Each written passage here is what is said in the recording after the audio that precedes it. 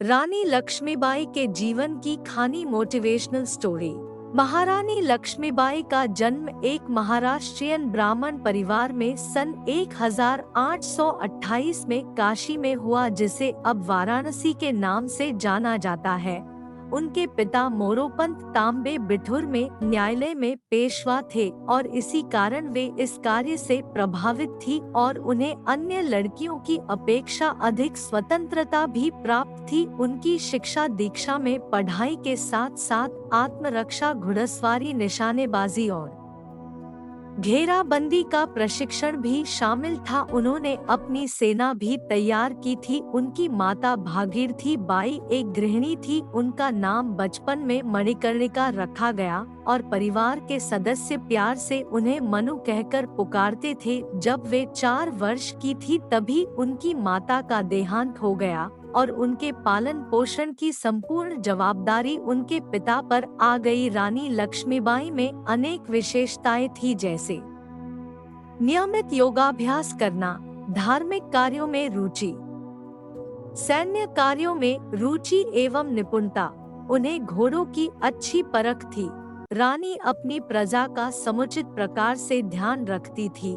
गुनाहगारों को उचित सजा देने की भी हिम्मत रखती थी। सन 1842 में उनका विवाह उत्तर भारत में स्थित झांसी राज्य के महाराज गंगाधर राव नेवलेकर के साथ हो गया। तब वे झांसी की रानी बनी। उस समय वे मात्र 14 वर्ष की थी। विवाह के पश्चात ही उन्हें लक्ष्मीबाई नाम मिला।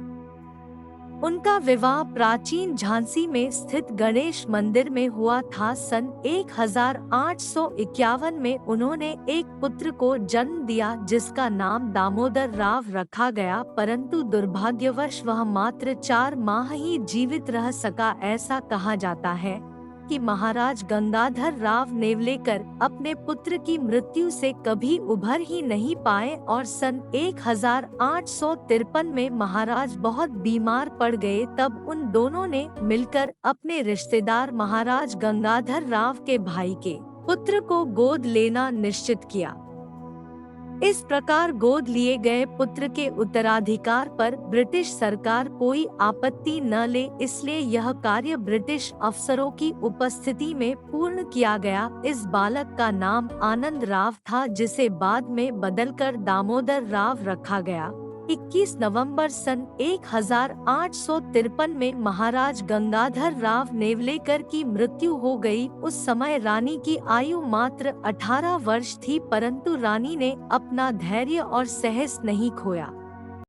बालक दामोदर की आयु कम होने के कारण राज्य काज का उत्तरदायित्व महारानी लक्ष्मीबाई ने स्वयं पर ले लिया। उस समय लॉर्ड डलहौजी गवर्नर था। उस समय यह नियम था कि शासन पर उत्तराधिकार तभी होगा जब राजा का स्वयं का पुत्र हो। यदि पुत्र न हो तो उसका राज्य ईस्ट इंडिया कंपनी में मिल जाएगा और राज्य परिवार को अपने खर्चों हेतु पेंशन दी जाएगी। उसने महाराज की मृत्यु का फायदा उठाने की कोशिश की। वह झांसी को ब्रिटिश राज्य में मिलाना चाहता था। उसका कहना था कि महाराज गंगाधर राव नेवलेकर और महारानी लक्ष्मीबाई की अपनी कोई संतान नहीं है और उसने इस प्रकार गोद लिए गए पुत्र को राज्य का उत्तराधिकारी मानने से इनकार कर दिया। तब महारानी लक्ष्मीबाई ने लंदन में ब्रिटिश सरकार के खिलाफ मुकदमा दायर किया, पर वहां उनका मुकदमा खारिज कर दिया गया। साथ ही यह आदेश भी दिया गया कि महारानी झांसी के किले को खाली कर दे और स्वयं रानी महल में जाकर रहें। इसके लिए उन्हें रुपए 60,000 की पेंशन दी जाएगी, परंतु रानी लक्ष्मीबाई अपनी झांसी को न देने के फैसले पर अडिग थी। वे अपनी झांसी को सुरक्षित करना चाहती थी, जिसके लिए उन्होंने सेना संगठन प्रारंभ किया। 7 मार्च 1854 को ब्रिटिश सरकार ने एक सरकारी गजट जारी किया, जिसके अनुसार झांसी को ब्रिटिश साम्राज्य में मिलने का आदेश दिया गया था। रानी लक्ष्मीबाई को ब्रिटिश अफसर एलिस द्वारा यह आदेश मिलने पर उन्होंने इसे मानने से इनकार कर दिया और कहा, मेरी झांसी नहीं दूंगी, और अब झांसी विद्रोह का केंद्रीय बिंदु बन गया। रानी लक्ष्मीबाई ने कुछ अन्य राज्यों की मदद से एक सेना तैयार की जिसमें केवल पुरुष ही नहीं अपितु महिलाएं भी शामिल थी जिन्हें युद्ध में लड़ने के लिए प्रशिक्षण दिया गया था। उनकी सेना में अनेक महारथी भी थे, जैसे गुलाम खान, दोस्त खान, खुदा बख्श, सुंदर मुंदर, काशी बाई, लाला भाऊ बख्शी, मोतीबाई, दीवान रघुनाथ सिंह, दीवान जवाहर सिंह आदि। उनकी सेना में लगभग 14,000 सैनिक थे। 10 मई 1857 को मेरठ में भारतीय विद्रोह प्रारंभ हुआ, जिसका कारण था कि जो बंदूकों की नई गोलियां थी उस पर सुअर और गौमांस की परत चढ़ी थी। इससे हिंदुओं की धार्मिक भावनाओं पर ठेस लगी थी और इस कारण यह विद्रोह देश भर में फैल गया था। इस विद्रोह को दबाना ब्रिटिश सरकार के लिए ज्यादा जरूरी था। उन्होंने झांसी को फिलहाल रानी लक्ष्मीबाई के अधीन छोड़ने का निर्णय लिया। इस दौरान सितंबर-अक्टूबर 1857 में रानी लक्ष्मीबाई को अपने पड़ोसी देशों ओरछा और दतिया के राजाओं के साथ युद्ध करना पड़ा क्योंकि उन्होंने झांसी पर चढ़ाई कर दी थी। इसके कुछ समय बाद मार्च 1858 में अंग्रेजों ने सर ह्यू रोज के नेतृत्व में झांसी पर हमला कर दिया। तब झांसी की ओर से तात्या टोपे के नेतृत्व में 20,000 सैनिकों के साथ यह लड़ाई लड़ी गई, जो लगभग 2 सप्ताह तक चली। अंग्रेजी सेना किले की दीवारों को तोड़ने में सफल रही और नगर पर कब्जा कर लिया। इस समय अंग्रेज सरकार झांसी को हथियाने में कामयाब रही और अंग्रेजी सैनिकों नगर में लूटपाट भी शुरू कर दी। फिर भी रानी लक्ष्मीबाई किसी प्रकार अपने पुत्र दामोदर राव को बचाने में सफल रही। इस युद्ध में हार जाने के कारण उन्होंने सतत 24 घंटों में 102 मील का सफर तय किया और अपने दल के साथ कालपी पहुंची और कुछ समय कालपी में शरण ली जहां वे तात्या टोपे के साथ थी। तब वहां के पेशवा ने परिस्थिति को समझकर उन्हें शरण दी और अपना सैन्य बल भी प्रदान किया। 22 मई 1858 को सर ह्यू रोज ने कालपी पर आक्रमण कर दिया। तब रानी लक्ष्मीबाई ने वीरता और रणनीति पूर्वक उन्हें परास्त किया। अंग्रेजों को पीछे हटना पड़ा। कुछ समय पश्चात सर ह्यू रोज ने कालपी पर फिर से हमला किया और इस बार रानी को हार का सामना करना पड़ा। युद्ध में हारने के पश्चात राव साहेब पेशवा बंदा के नवाब तात्या टोपे, रानी लक्ष्मीबाई और अन्य मुख्य योद्धा गोपालपुर में एकत्र हुए। रानी ने ग्वालियर पर अधिकार प्राप्त करने का सुझाव दिया ताकि वे अपने लक्ष्य में सफल हो सके।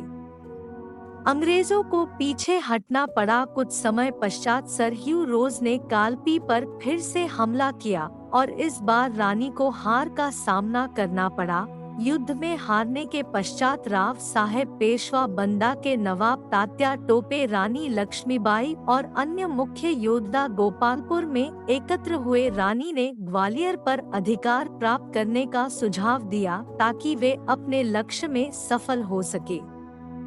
वही रानी लक्ष्मीबाई और तात्या टोपे ने इस प्रकार गठित एक विद्रोही सेना के साथ मिलकर ग्वालियर पर चढ़ाई कर दी। वहां इन्होंने ग्वालियर के महाराजा को परास्त किया और रणनीतिक तरीके से ग्वालियर के किले पर जीत हासिल की और ग्वालियर का राज्य पेशवा को सौंप दिया। 17 जून 1858 में किंग्स रॉयल आयरिश के खिलाफ युद्ध लड़ते समय उन्होंने ग्वालियर के पूर्व क्षेत्र का मोर्चा संभाला। इस युद्ध में उनकी सेविकाएं तक शामिल थी और पुरुषों की पोशाक धारण करने के साथ ही उतनी ही वीरता से युद्ध भी कर रही थी। इस युद्ध के दौरान वे अपने राजरतन नामक घोड़े पर सवार नहीं थी और यह घोड़ा नया था जो नहर के उस पार नहीं कूद पा रहा था। रानी इस स्थिति को समझ गई और वीरता के साथ वही युद्ध करती रही। इस समय वे बुरी तरह से घायल हो चुकी थी और वे घोड़े पर से गिर पड़ी चूंकि वे पुरुष पोशाक में थी। उन्हें अंग्रेजी सैनिक पहचान नहीं पाए और उन्हें छोड़ दिया। तब रानी के विश्वास पात्र सैनिक उन्हें पास के गंगादास मठ में ले गए और उन्हें गंगाजल दिया। तब उन्होंने अपनी अंतिम इच्छा बताई कि कोई भी अंग्रेज अफसर उनकी मृत देह को हाथ न लगाए। इस प्रकार कोटा की सराय के पास ग्वालियर के फूलबाग क्षेत्र में उन्हें वीरगति प्राप्त हुई, अर्थात वे मृत्यु को प्राप्त हुई। ब्रिटिश सरकार ने 3 दिन बाद ग्वालियर को हथिया लिया। उनकी मृत्यु के पश्चात उनके पिता मोरोपंत तांबे को गिरफ्तार कर लिया गया और फांसी की सजा दी गई।